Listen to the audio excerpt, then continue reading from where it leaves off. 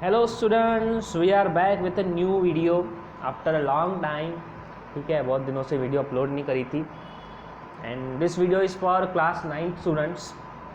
And in this video we are starting a new series of chapter 2 of science 1. Okay, so what is the name of the chapter? Work and energy. So this is the first part and I am going to upload almost 4 or 5 parts of this complete chapter. So आज की video में क्या क्या होने वाला है ये देख लेते हैं। तो कंटेंट्स में होने वाला है ऑब्जर्व एंड रिकॉल, मीन्स कुछ हम पुरानी बातें याद करेंगे जो ऑलरेडी आपके प्रीवियस स्टैंडर्ड्स में कुछ चीज़ें हो चुकी होगी शायद। ठीक है, उसके बाद वर्क डन, जो नॉर्मल सा वर्क डन होता है उसके बारे में चर्चा करेंगे। उसके बाद हम बात करेंगे work done and angular force के ऊपर अगर हम देखें तो बताऊंगा मैं, अच्छा टॉपिक है। और टाइप्स ऑफ वर्क डन का जस्ट इंट्रोडक्शन देखेंगे। डिटेल में हम types of work done discuss करेंगे हमारे अपकमिंग पार्ट्स में। ठीक है, तो इस वाली वीडियो में सिर्फ हम लोग थोड़ा सा इंट्रोडक्शन देखेंगे कि कौन से टाइप के वर्क डन पॉसिबल हैं। चलो लेट्स गेट स्टार्टेड।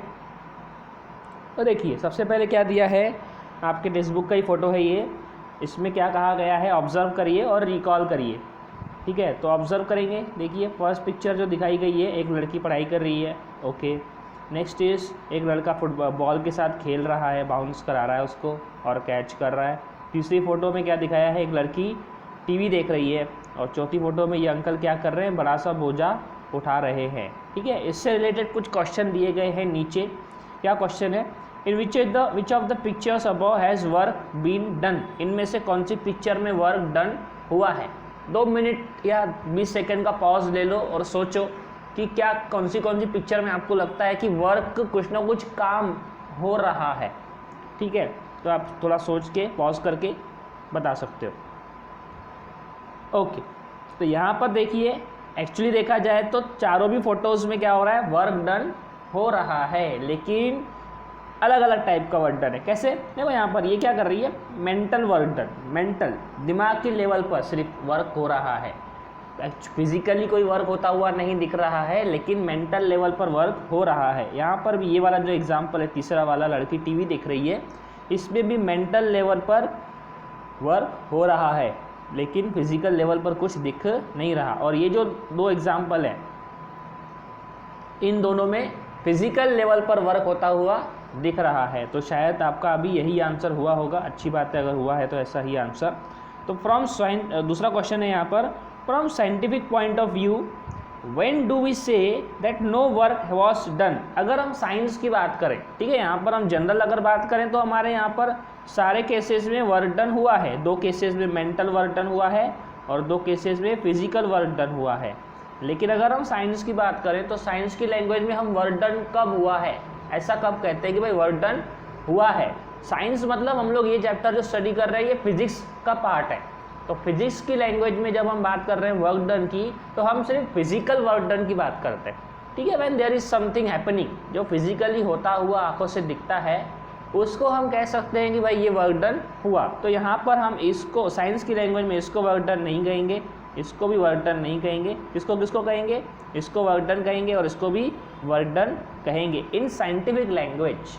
ठीक है, हालांकि ये भी दोनों वर्क डन कर रही है बट मेंटल लेवल पर। ठीक है, इनका क्या है, मेंटल, सिर्फ दिमाग के लेवल पर, एक्चुअल में फिजिकली कुछ होता हुआ दिख नहीं रहा है। तो ठीक है, साइंटिफिक लैंग्वेज में फिजिकल वर्क को ही वर्क डन माना जाता है। तो ये जस्ट थोड़ा सा ऐसे एक ऑब्जर्वेशन करना था कि भाई वर्क डन कैसे होता है कोई भी चीज़ का। इसका डिटेल में हम अभी स्टडी करेंगे नेक्स्ट स्लाइड में। देखो अभी यहाँ पर वर्क डन के बारे में बताया गया है। In physics we deal with physical work done. Work has a special meaning in physics. Physics में क्या होता है, हम किसके साथ डील करते हैं, सिर्फ और सिर्फ फिजिकल वर्क डन, मतलब उसमें कुछ ना कुछ एक्शन रिएक्शन होना चाहिए, तभी हम मानेंगे कि कुछ ना कुछ वर्क डन हुआ है। देखो और एग्जाम्पल बताता हूँ, एक डेफिनेशन बाद में बताता हूँ, पहले एक एग्जाम्पल देख लो। मान लो ये एक सरफेस है, क्या है ये एक सरफेस है, इस पर एक ब्लॉक रखा हुआ है। ये एक ऐसा वुडन ब्लॉक है, क्या है ये, वुडन ब्लॉक, जिसका मास है मान लो आप 5 किलो। ठीक है, 5 kg इसका मास है।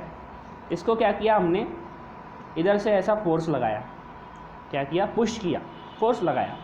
तो क्या हुआ, ये मूव होगा और मान लो फोर्स लगाते लगाते इसको जस्ट हमने क्या किया, पुश करके छोड़ दिया, धक्का देके छोड़ दिया, फोर्स लगा के छोड़ दिया और ये कुछ दूरी तक जाएगा और अपने आप रुक जाएगा। सही बात है, ठीक है। ये यहाँ तक जाके मान लो स्टॉप हो गया, तो मान लो ये स्टार्टिंग पॉइंट था इसका A और लास्ट फाइनल पॉइंट था B, तो इसने यहाँ से लेके यहाँ तक की कुछ ना कुछ दूरी तय की, है ना। अच्छा, कोई सवाल, दिमाग एक लॉजिकल बात करते हैं हम लोग यहाँ पर कि ये रुका क्यों। हमने क्या किया, इसको फोर्स लगा दिया तो कुछ दूर जाने के बाद वो रुक क्यों गया। ऐसा क्यों होता है पता है, क्योंकि यहाँ पर फ्रिक्शन काम कर रहा है। हमने तो फोर्स लगाकर छोड़ दिया, रुकने के लिए कोई अपोजिट फोर्स थोड़ी लगाया था, रुकने के लिए कोई अपोजिट फोर्स लगाया क्या, नहीं। तो वो कैसे रुका, हमको वो फोर्स दिख नहीं रहा है लेकिन कोई तो भी फोर्स एक्ट हो रहा है, which we called it as frictional force. तो ये जो सरफेस है और ये जो ऑब्जेक्ट है, इन दोनों के बीच में घर्षण होता है। दैट घर्षण और this force which stops the block is called as frictional force, या इसको हम फ्रिक्शन भी कह सकते हैं। तो देखो यहाँ पर क्या हुआ, हमने फोर्स लगाया, मान लो वो फोर्स है F, ठीक है, F अमाउंट का फोर्स लगाया, जिसकी वजह से ब्लॉक का डिस्प्लेसमेंट होता है, मान लो S is the displacement, small s is the displacement. Displacement मतलब अपनी पोजीशन को चेंज करना, तो डिस्प्लेसमेंट इज S। तो जब हम किसी ऑब्जेक्ट के ऊपर, देखो अभी डेफिनेशन पर आते हैं, work is said to be done when a force is applied on an object and it causes displacement of the object. अगर हम किसी ऑब्जेक्ट के ऊपर जब फोर्स लगाते हैं उसकी वजह से कुछ डिस्प्लेसमेंट होता है, चेंज इन पोजीशन अगर होता है, तो उसको हम कहते हैं कि भाई कुछ ना कुछ वर्क डन हुआ। तब हम कह सकते हैं साइंस में, फिजिक्स में, कि कुछ तो भी वर्क डन हुआ। तो ये वर्क डन की डेफिनेशन बहुत इंपॉर्टेंट है, 1 मार्क के लिए आ सकता है, ठीक है। वर्क डन का डेफिनेशन याद रखना है। उसके बाद हम अगर इसको मैथमेटिकली फॉर्मुलेट करने की कोशिश करें कि भाई वर्क डन का फॉर्मूला क्या है, ये वर्क डन का फॉर्मूला हो जाता है, ये 2 बातों पर डिपेंड करता है। एक तो आपका फोर्स है कि कितना फोर्स आप लगा रहे हो, कम फोर्स लगा रहे हो तो कम डिस्प्लेसमेंट होगा, उसके अकॉर्डिंग वर्क डन भी कम होगा। ज़्यादा फोर्स लगाएंगे तो ज़्यादा डिस्प्लेसमेंट होगा, उसके अकॉर्डिंग वर्क डन भी ज़्यादा होगा। तो यहाँ पर क्या बात करेंगे, अभी देखिए 2 बातों पर डिपेंड करता है वर्क डन, एक तो फोर्स कितना लगा रहे हो, दूसरा डिस्प्लेसमेंट कितना हो रहा है। और ये डिस्प्लेसमेंट किस पर डिपेंड कर रहा है, पूरी तरीके से फोर्स के ऊपर, मतलब सारी चीज़ें अल्टीमेटली यहाँ पर किस पर डिपेंड कर रही है, फोर्स के ऊपर। तो 2 बातों पर ये डिपेंड कर रहा है, work done is equals to force into displacement. तो ये डायरेक्टली प्रोपोर्शनल है, अगर फोर्स बढ़ेगा तो भी वर्क डन बढ़ेगा, डिस्प्लेसमेंट बढ़ेगा तो भी वर्क डन बढ़ेगा। तो what is the formula, general normal formula जो है, अगर देखिए यहाँ पर जिस डायरेक्शन में हम फोर्स लगा रहे हैं, 1 सेकेंड इसको हटा देता हूँ, जिस डायरेक्शन में हम फोर्स लगा रहे हैं अगर उसी डायरेक्शन में डिस्प्लेसमेंट है तो उसके लिए ये वाला फॉर्मूला एप्लीकेबल होता है। इस बात को याद रखना, ठीक है। जिस डायरेक्शन में फोर्स लग रहा है उसी डायरेक्शन में डिस्प्लेसमेंट है अगर, तो ये वाला फॉर्मूला हम लोग इस्तेमाल करेंगे। किस लिए इस्तेमाल करेंगे इसको, हम कहाँ पर इस्तेमाल करेंगे, जब न्यूमेरिकल प्रॉब्लम्स हम सॉल्व करते हैं, है ना। जब न्यूमेरिकल प्रॉब्लम सॉल्व करते हैं उसमें ये फॉर्मूले हमको यहाँ पर काम आते हैं। यहाँ पर देखो वर्क डन को हम शॉर्टकट में लिखते हैं WD, capital W capital D, और फोर्स का इज सिंबल है हम लोग कैपिटल F लिखते हैं, और S डिस्प्लेसमेंट के लिए हम स्मॉल s इस्तेमाल करते हैं। So this can be a formula, ठीक है, जिसका हम इस्तेमाल कर सकते हैं फॉर आवर न्यूमेरिकल प्रॉब्लम्स, ठीक है। तो this was something about work done, general normal जो वर्क डन होता है हमने उसके बारे में बात की यहाँ पर। तो क्या होता है वर्क डन, जब हम किसी ऑब्जेक्ट के ऊपर फोर्स लगाते हैं उसकी वजह से डिस्प्लेसमेंट होता है, तो हम कह सकते हैं कि भाई कुछ ना कुछ कार्य वहाँ पर हुआ, कुछ ना कुछ वर्क वहाँ पर हुआ, तो this is called as work done, ठीक है। ये हो गया एक वर्क डन का जस्ट जनरल। उसके बाद एक और वर्क डन हमको देखना है angular, work done at angular force. अब यहाँ पर कुछ एग्जाम्पल दिए गए, इसको ध्यान से देखिए। यहाँ पर ये मीनाक्षी है, इसका नाम क्या है, मीनाक्षी। पिक्चर ए में देखो ये क्या करती है, ये डस्टर के ऊपर एक फोर्स लगा, जैसा पीछे हमने एग्जांपल देखा ना वैसा ही है। अब वहाँ पर एक वुडन ब्लॉक था, यहाँ पर एक डस्टर है, इसने क्या किया, ए पॉइंट से डस्टर को पुश किया और ये बी पॉइंट पर जाके रुक गया, ठीक है। इस केस में क्या होगा, अभी फोर्स की डायरेक्शन भी और डिस्प्लेसमेंट की डायरेक्शन भी दोनों सेम है, तो हम कौन सा फॉर्मूला इस्तेमाल करेंगे इसको वर्क डन को कैलकुलेट करने के लिए, जो पीछे देखा है ना, ये वाला फॉर्मूला ही हम यहाँ पर इस्तेमाल करेंगे ये वाले केस में, ठीक हो क्या हो रहा है यहाँ पर। पहले एग्जाम्पल में मीनाक्षी नाम की ये लड़की है, इसने डस्टर को ज़मीन पर रखा, ज़मीन मतलब ये टेबल पर रखा, ए पॉइंट से पुश किया, ये बी पॉइंट तक गया। ठीक है, सेम चीज़ जो वहाँ हमने देखी थी वैसा ही है। तो डिस्प्लेसमेंट का डायरेक्शन किधर है, इस तरफ, और फोर्स का डायरेक्शन भी इस तरफ है, दोनों भी सेम डायरेक्शन में है। ठीक है, तो इसलिए फॉर्मूला हम वही यूज़ करेंगे, कौन सा वाला, WD is equals to F into S। ठीक है, ये वाला फॉर्मूला हम यहाँ पर यूज़ करेंगे फॉर कैलकुलेटिंग वर्क डन। अब दूसरा देखो यहाँ पर फोटो, यहाँ पर ये एक लड़की है, इसने क्या करा हुआ है, ये जो हाथ गाड़ी है इसको घुमा रही है, ठीक है, खेल रही है ये इसके साथ। तो देखो ये इसको किस तरफ ले जा रही है, फोर्स की डायरेक्शन देखो अलोंग द स्ट्रिंग है, फोर्स की डायरेक्शन, अप्लाइड फोर्स की डायरेक्शन क्या हो रही है यहाँ पर, देखो यहाँ पर बहुत ध्यान से समझना, फोर्स की डायरेक्शन क्या हो रही है, अलोंग द स्ट्रिंग, और डिस्प्लेसमेंट की डायरेक्शन क्या हो रही है, अलोंग द होरिजॉन। डिस्प्लेसमेंट की डायरेक्शन किधर हो रही है, अलोंग द होरिजॉन। तो क्या ये यहाँ पर एक पर्टिकुलर एंगल बन रहा है, हाँ क्या बन रहा है, यहाँ पर एक एंगल बन रहा है। So there is an angle between force, direction of force and direction of displacement. जब ऐसा कुछ होता है, फोर्स और डिस्प्लेसमेंट के बीच में एक एंगल बन रहा होता है, इस एंगल को हम कहते हैं कीटा। किससे डिनोट किया जाता है, it is a symbol, it is a symbol for angle, maths में आपने कहीं पढ़ा होगा। ठीक है, कीटा से इसको डिनोट किया जाता है। तो सवाल यहाँ पर ये है हमारा, इसको हटा देते हैं पहले। तो हमारा सवाल यहाँ पर ऐसा है, थोड़ा लॉजिकली सोच के देखो कि भाई फोर्स की डायरेक्शन इधर है, डिस्प्लेसमेंट की डायरेक्शन इधर है, तो क्या जो फोर्स ये लड़की इस कार्ट के ऊपर लगा रही है, क्या पूरा का पूरा फोर्स उसके ऊपर लग रहा है। ध्यान से सुनो सवाल को, क्या सवाल पूछ रहे हैं हम लोग कि जो फोर्स इस लड़की ने इसके ऊपर लगाया, इधर इसमें बात कर रहे हैं हम लोग, तो क्या पूरा का पूरा फोर्स उसके ऊपर लग गया, नहीं। देखो मान लो अगर ये 100 न्यूटन का फोर्स लगाती है, तो इसमें से शायद हो सकता है सिर्फ 95 न्यूटन ही उसके ऊपर लगा होगा, 5 न्यूटन वेस्ट हो गया, 5 न्यूटन वेस्ट हो गया। तो जब हम बात करते हैं एंगुलर फोर्स की, अगर एक पर्टिकुलर एंगल के ऊपर किसी चीज़ के ऊपर फोर्स लग रहा है होता है विथ रिस्पेक्ट टू हॉरिजॉन्टल, ये हॉरिजॉन्टल लाइन के रिस्पेक्ट में हम बोल सकते हैं कि ये एंगल बना रहा है फोर्स का वेक्टर। तो यहाँ पर इससे ये हमको समझ में आता है कि पूरा का पूरा जो फोर्स अप्लाई किया जा रहा है वो उसके ऊपर एक्ट नहीं हो रहा है। इसका मतलब क्या, ऐसा बोल सकते हैं कि force acting on the object is different and force applied on the object is different, है ना। जो फोर्स लगाया गया वो अलग है और जो फोर्स लग रहा है वो अलग है ना। देखो यहाँ पर जो फोर्स लगाया गया मान लो 100 न्यूटन है, और जो लग रहा है वो मान लो कितना है, 95 न्यूटन है। तो ये दो अलग अलग फोर्सेस हो सकते हैं। तो ऐसे केस में हम वर्क डन को कैसे पता करेंगे, वर्क डन की कितना वर्क डन हुआ। तो क्या नॉर्मली जो फॉर्मूला यूज़ करते हैं हम लोग, फोर्स इनटू डिस्प्लेसमेंट, वही काम करेगा, नहीं। वहाँ पर यहाँ पर इस केस में वो फॉर्मूला अप्लाई नहीं कर सकते, उसमें कुछ ना कुछ मॉडिफिकेशन करना पड़ेगा। क्या करना पड़ेगा, उसमें कुछ ना कुछ मॉडिफिकेशन करना पड़ेगा, तभी हम वो फार्मूला यूज़ कर पाएंगे। तो क्या मॉडिफिकेशन करेंगे, कैसे मॉडिफिकेशन करेंगे, वो यहाँ पर हम देखेंगे। यहाँ पर भी जो तीसरा वाला एग्जाम्पल बताया गया है वो भी सेम है।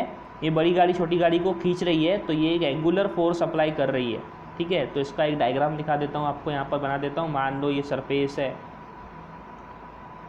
ठीक है, ये आपका कार्ट है, ये कोई एक बंदा है मान लो,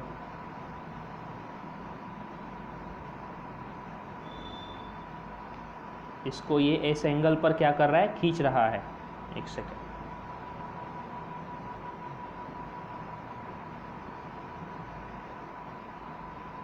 ऐसा इस एंगल पर ये खींच रहा है, डिस्प्लेसमेंट का डायरेक्शन इधर है and there is an angle, ठीक है। ये एक कीटा एंगल इसके बीच में बन रहा है। कीटा इज अ सिंबल, ठीक है, कीटा एक सिंबल होता है विच रिप्रेजेंट द एंगल। तो this is the direction of force applied, this is the direction of displacement and this is the theta angle between this two vectors. तो ऐसा case अगर है तो उस केस में हम वर्क डन का फॉर्मूला कैसे डिराइव करेंगे, ये हमको यहाँ पर देखना है। चलो देखेंगे। तो ये आपके नेक्स्ट पेज पर दिया गया है टेक्स्ट बुक में। तो let F is the applied force, मान लीजिए कि F जो है, कैपिटल F जो है वो फोर्स अप्लाइड, मतलब जो फोर्स लगाया गया वो है, एग्जैक्ट फोर्स हमको नहीं पता होता है। F1 be the component in the direction of displacement, and F1 क्या है, जो फोर्स उसके ऊपर एक्ट हो रहा है। F1 कौन सा फोर्स है, force acting on the object, ठीक है, जो फोर्स उसके ऊपर एक्ट हो रहा है। F is the force applied, F1 is the force acting on the object. Let S be the displacement, S क्या है, डिस्प्लेसमेंट है। The amount of work done is, अब देखो यहाँ पर ये डायग्राम हट जाती है, चलो ठीक है। तो यहाँ पर डिस्प्लेसमेंट इधर हो रहा था और हमने लगाया हुआ फोर्स की इधर डायरेक्शन है और लगने वाले फोर्स की direction along the direction of displacement है। लगने वाले फोर्स एक्टिंग की डायरेक्शन क्या है, along the direction of displacement. तो F1 की डायरेक्शन इधर होगी लेफ्ट साइड पर अलोंग द डिस्प्लेसमेंट, ठीक है।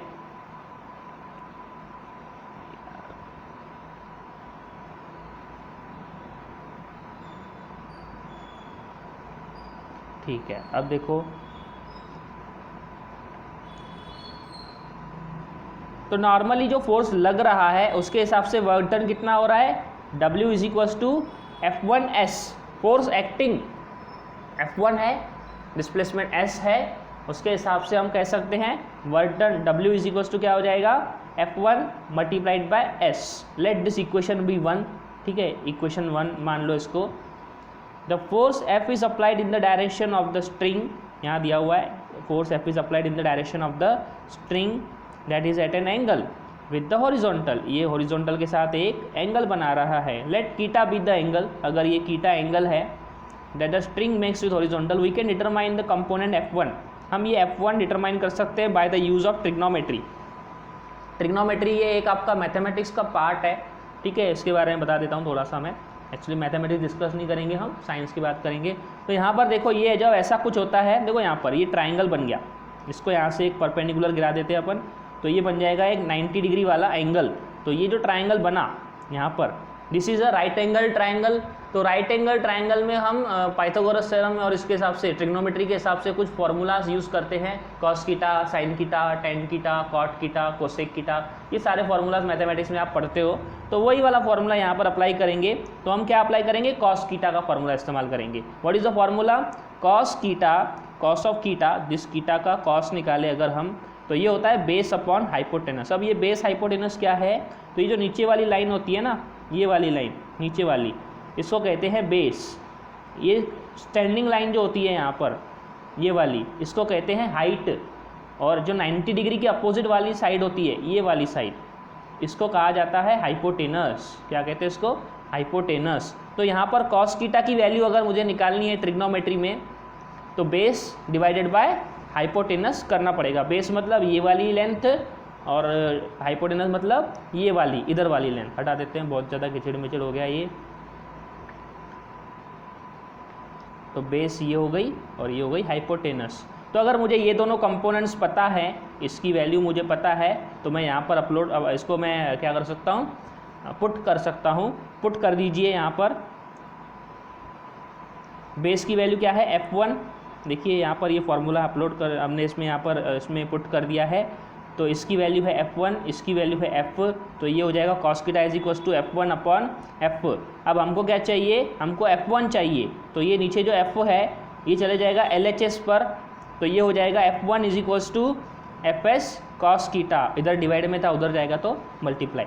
तो F1 is equal to F cos theta, this will be our modified formula. अभी थोड़ा बाकी है।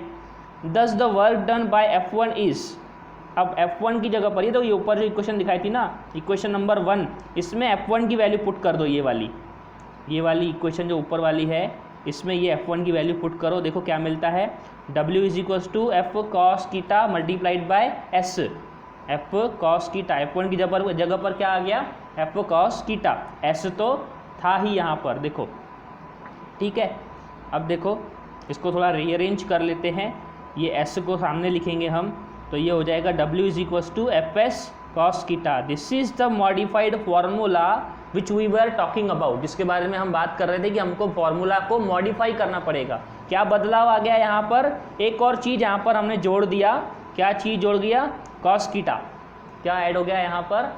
कॉस कीटा यहाँ पर ऐड हो गया। तो मतलब हम ये कीटा एंगल अगर हमको पता हो कि कितना एंगल है, कोई भी एंगल हो सकता है, 30 degree, 40 degree, 50 degree, 60 degree, 90 degree, 180 degree, कोई भी हो सकता है। तो ये डिग्री में हम एंगल को मेजर करेंगे।